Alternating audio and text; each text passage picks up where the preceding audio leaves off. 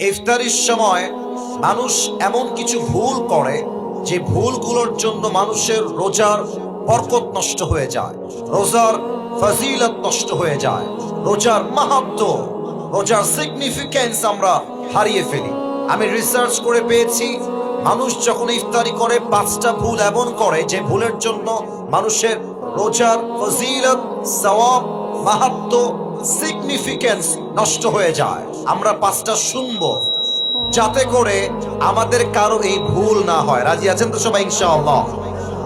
1 number, Ramzan মাসে অনেকে দেখবেন ইফতারি খেতে বসে একটা ভুল সবাই করে, বেশিরভাগ মানুষ দেখবেন মোবাইল ফোন নিয়ে রেডিওর আজান কখন হবে তারা রেডিওর আজানের অপেক্ষায় থাকে। এটা ভুল ধারণা, মাথায় রাখবেন। হাদিসে এসেছে, নবী করিম সাল্লাল্লাহু আলাইহি ওয়াসাল্লাম বলেছেন, যখনই ইফতারির সময় হবে তোমরা তোমাদের ইফতারিকে গ্রহণ করো, আজানের জন্য অথবা অন্য কিছুর জন্য অপেক্ষা করবা না। দেখেন, আপনি যখন রেডিওর আজানের অপেক্ষা করেন, মাথায় রাখবেন, মনে করেন যে রেডিওর আজান হচ্ছে 6টা 5-এ। দেখা যাক আমার শ্রোতা অ্যাক্টিভ আছে কিনা। রেডিওর আজান 6টা কততে? এত আস্তে তো রংপুরের মানুষ কথা কয় না। 6টা, আর আপনার ইফতারির টাইম হলো জেলার 6টার সময়। এখন 6টার সময় ইফতারির টাইম হয়ে গিয়েছে, and you are waiting for the azan of radio. রেডিওর আজান দিলে আপনি ইফতারি খাবেন। তাহলে আপনি যদি রেডিওর আজান অপেক্ষা করেন, আপনার ইফতারি 5 মিনিট পিছিয়ে গেল। তাহলে আপনি নবীর সুন্নাহ অনুযায়ী টাইমকে মেইনটেইন করতে পারলেন। অতএব এখন থেকে নিয়ত করে রাখেন, ইফতারির যখনই টাইম হয়ে যাবে, যেখানে যেই জেলায় যেই টাইম, ওই টাইমে ইফতারি খাবো। আজান দিলেই খেতে হবে এটা কোনো শর্ত নয়। আল্লাহ সবাইকে রাইট টাইমে ইফতারি গ্রহণ করার তৌফিক দান করুক। পড়েন সবাই আমিন। 2 নাম্বার মিস্টেক অনেকে করে, এটা বলতে গেলে আবার অনেক যুবক চিৎকার দিয়ে ঠিক বলে উঠবে, একটু ব্যালেন্স করে ঠিক বলে। কিছু ছেলে পেলে আছে সামনে ইফতারি রাখা, জান তুমি কি দিয়ে ইফতারি করবে আজকে? ইফতারি সামনে রেখেই চ্যাটিং করে। তো ছেলে রাখে, আমি তো আজকে বেগুনি করেছি, তুমি কি বেগুনি খাবার? জান তোমাকে দিয়ে আসবো। সব কনফার্ম জান্নাতি টাইপের মেসেজ তারা সেন্ড করে। এবং অনেক মুরব্বীকেও আমি দেখেছি ইফতারি সামনে রেখে আউল ফাউল কিচ্ছা কালাপ গল্প করে না। ইফতারির খাবার সামনে রেখে this is the right time to make সাপ্লিকেশন। আল্লাহর হাবিব বলেছেন, ইফতারি সামনে রেখে যেই বান্দা আল্লাহর কাছে দোয়া করে, আল্লাহ বান্দার দোয়াকে সঙ্গে সঙ্গেই কবুল করে নেয়। সুবহানাল্লাহ পড়ে। অতএব ইফতারি সামনে রেখে don't talk with your girlfriend, don't use the TikTok, don't use your YouTube. কোনো কিছু ইউজ হবে না, কোথাও টাইম ওয়েস্ট হবে না। ইফতারি সামনে রেখে অনলি দোয়া is allowed and nothing is allowed. ঠিক কিনা বলেন? ইফতারি সামনে রেখে আমি সবার থেকে জানতে চাই, আমরা সবাই হাত তুলে কি করব? একটু জোরে বলেন, ইফতারির সামনে আমরা হাত তুলে কি করব?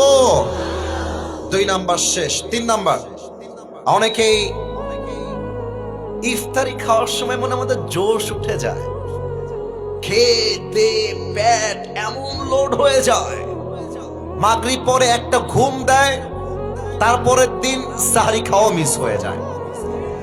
আর বিশেষ করে দেখবেন কিছু ছেলে পেলে আছে খাইতে বসলে গরু ফেল করে ফেলে, আর ইফতারি এমন ভাবে খায় জীবনে মনে খাবার চোখেই দেখে নাই। এটা হাদিসে নিষেধ আসছে, এত বেশি খাওয়া যাবে না। একটু ব্যালেন্স করো, একটু ব্যালেন্স করো। পানি খাও, ফলমূল খাও, আর জাস্ট একটা পেঁয়াজি বা আলুর চপ খাও। যত ভাজা পোড়া কম খাবা, তোমার পেট ক্লিন থাকবে। যত কম খাবা, ইবাদতে মনোযোগ থাকবে। যত কম খাবা, শরীরটা, ফিটনেসটা ভালো থাকবে। অতএব ইফতারি আসলেই আবেগ দিয়ে নয়, বিবেক দিয়ে ইফতারি খাওয়া লাগবে। ঠিক কিনা বলেন? আচ্ছা, বেশি খেলে ক্ষতি কি হয় খেয়াল করেন। খুব খেয়েছেন, আর যখন উঠবেন দেখবেন যে আর উঠতেছে না, গা লেগে গেছে মাটির সাথে, তখন কি মনে হবে যে মাগরিবটা আজকে মসজিদে যাব না, বাসায় পড়ে নেই। মাগরিব পরে দেখবেন যে এত ক্লান্ত শরীর লাগবে, যে আপনার তারাবি পড়ার মনটা হারায় যাবে। বিধায় ইফতারি হবে সীমিত, ইবাদত হবে বেশি বেশি, ঠিক কিনা বলেন? 3 নাম্বার শেষ, বাকি আছে আর মাত্র 2টা। 4 নাম্বার, এটা বড় মারাত্মক জিনিস, খুব খুব খেয়াল করবেন। অনেকেই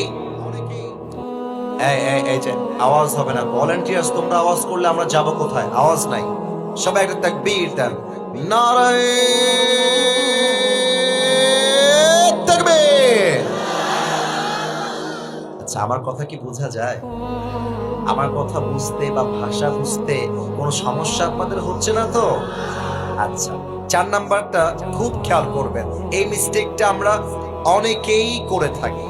অনেকেই দেখবেন ইফতারি সামনে রেখে সবার আগে পেঁয়াজি মুখে দেয়, সবার আগে আলুর চপ মুখে দেয়, মানে যার যেটা পছন্দ। অনেকে দেখবেন যে পানি এমনে হাতে নিয়ে এভাবে থাকে, শালা আজান খালি দিকে আছে, খায় সবার করে ফেলবে একেবারে।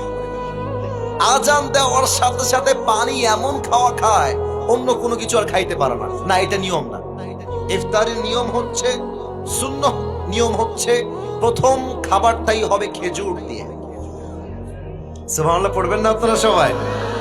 তাহলে আমার সঙ্গে উত্তর দেন, ইফতারির প্রথম খাবার আমরা শুরু করব পেঁয়াজি দিয়ে, আলুর চপ দিয়ে, না খেজুর দিয়ে? 4 নাম্বার, খেজুরটা মিস করবেন না। 5 নাম্বার, অনেকে অপেক্ষা করে রাত কখন হবে, কালো আকাশ কখন হবে। এটা ইহুদদের কাজ ছিল। ইহুদিরা আকাশ কালো না হওয়া পর্যন্ত ইফতারি খেত না, এটা ওদের সিস্টেম। আমাদের সিস্টেম, ইফতারি হয়ে গিয়েছে, কালো আকাশ লাগবে না, মসজিদে আজান লাগবে না, ইফতারির টাইম হয়ে গিয়েছে, আমি সঙ্গে সঙ্গে ইফতারি গ্রহণ করব, ঠিক কিনা বলেন? আল্লাহ সবাইকে এই 5টা বদ আমল থেকে বাঁচার তৌফিক দান করুক। পড়েন সবাই আমিন।